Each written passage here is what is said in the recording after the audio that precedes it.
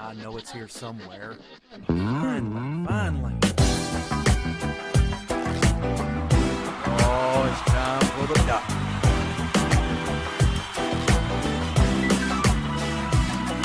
You're listening to Dr. Bill, the computer curmudgeon. Take it away, Doctor. All right, here we are looking at my brand new Roku XDS box. How cool is this? Now, you notice that this box, let me set it down here on the table. This is my hand. It is tiny. Not my hand, the box is tiny. Look at the little purple doohickey here. Isn't that cute? It sticks out. It absolutely doesn't accomplish anything, but it's kind of cool. Anyway, so this is the box. It sits on top of your TV. That's why it's called a set-top box. And I have here a pointer, which is actually a pair of scissors. So I'm going to stick the scissors over here and use it as my pointer. There we go. Now, that is kind of weird to use scissors, but hey. So this is where you plug the power in, of course. You have your right and left audio channels. You have a video channel. Ethernet, to plug it into the Ethernet if you're using straight cable, Ethernet cable as opposed to wireless. Mine has wireless built in. The HDMI port, which is what I use for, my pointers get a little out of focus. Let me bring it in a little closer. HDMI port, which I use to plug to the TV. We have optical audio, and then we also have composite video. I believe is what that says. Component video. There we go. All right, then as we turn it on around, notice, ta-da, we have a USB port. I love the USB port, and I'll show you why. I'm having to juggle some things because I'm having to work the camera and so forth. You plug your USB right in here, if you have it the right direction anyway. Ta-da! Now I'm going to set this right here like that. By doing that, you now have USB available for MP4 files, MP3 files, still photos. Dude, how cool is that? Anyway, let me spin it on around here and bring it up to where you can see that it is indeed a Roku. That's a 16 gig stick there. It's only got one file on it right now, but hey. Anyway, Roku XDS. The XDS is the more expensive $99 version, but that's the one that I needed in order to get wireless, which is what I wanted for my house. So there you go, a quick overview of the hardware. Now let's take a look at the software. All right, here we are looking at the programming on the Roku box, and of course I have it set up on techpodcast.com. If it's tech, it's right here on techpodcast.com. You'll notice that Tech Podcast and Blueberry is available here on the Roku box if you select those stations or channels. Okay? Now let me go back over to the settings and I'll show you what I'm talking about. You go into settings and you go into channel store to actually do any setup. Let's start with settings first. We'll take a look at that.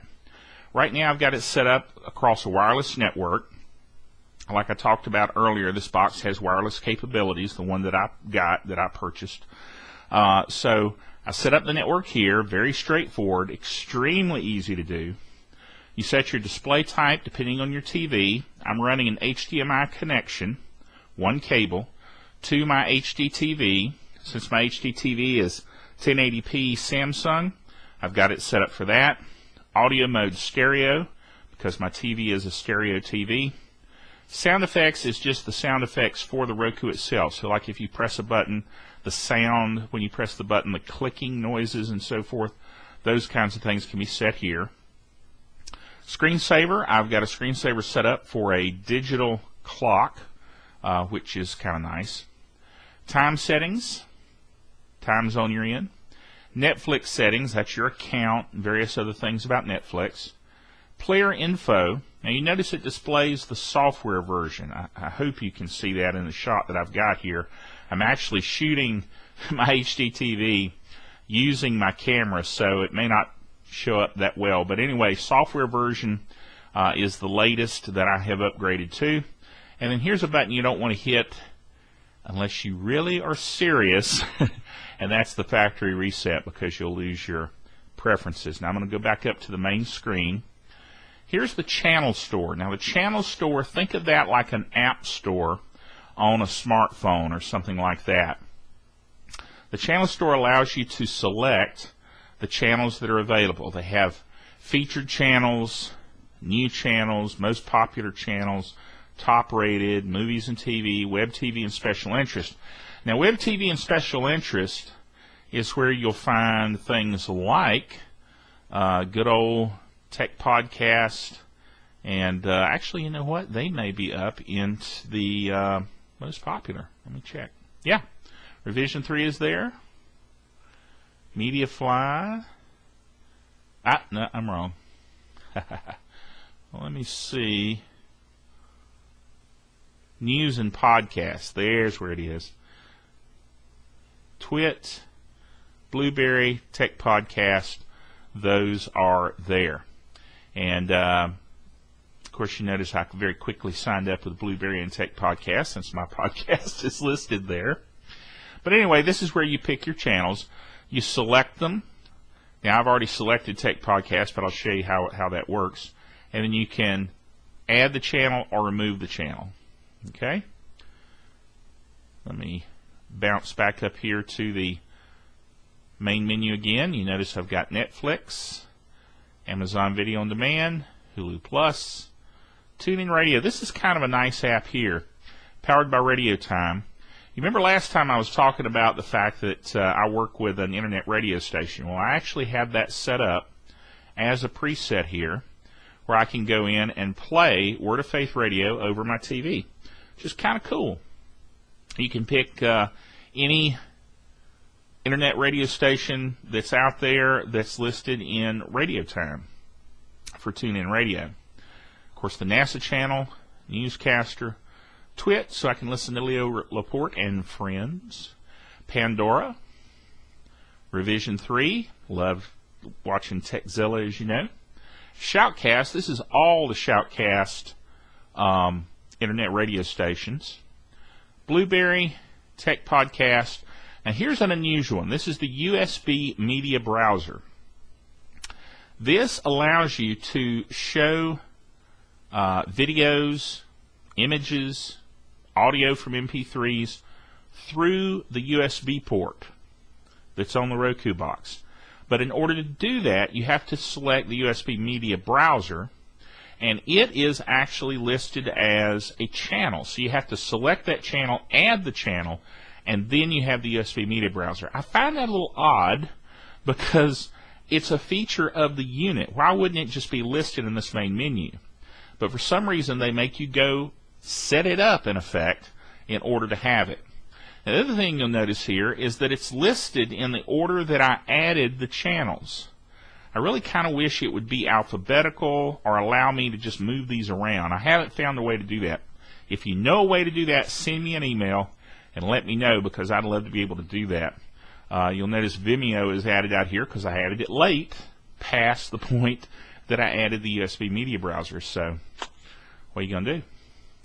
Now, here's something I wanted to show you. Blueberry is, of course, one of the networks that I'm on, and one of the networks by Raw Voice Media, like Tech Podcasts.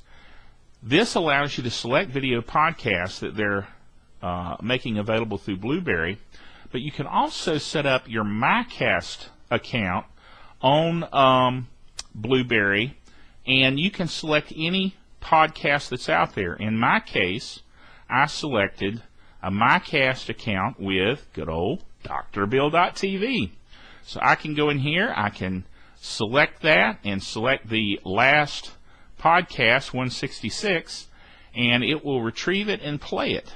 Now keep in mind, this is being played over the internet, so when it retrieves it, it's having to go out to Blueberry, it's having to access the file, and then it's having to stream it over the internet to the system. So that's why it takes a second here to set this up. Now, my internet connection is a 20 meg download and about a 1 meg, a little less than 1 meg up. But at any rate, you can see it's now retrieving, going a little faster, and then finally it will start showing the Dr. Bill episode. Now, I've got the sound turned off because I'm doing the voiceover and talking to you about all this stuff, so I've got it turned off right now. But this is the Dr. Bill show, and this is the last one, of course, before this current netcast that I'm doing right now. But full HD, you notice, 16:9 ratio, fills the screen, full HD screen, and there's the good old doctor talking to you on the netcast. Pretty neat, huh?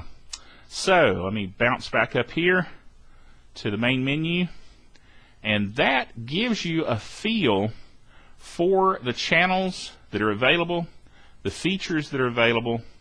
One other thing I'll show you here real quick is if you go into Netflix, what I did is I signed up for the new streaming-only Netflix account for the Roku.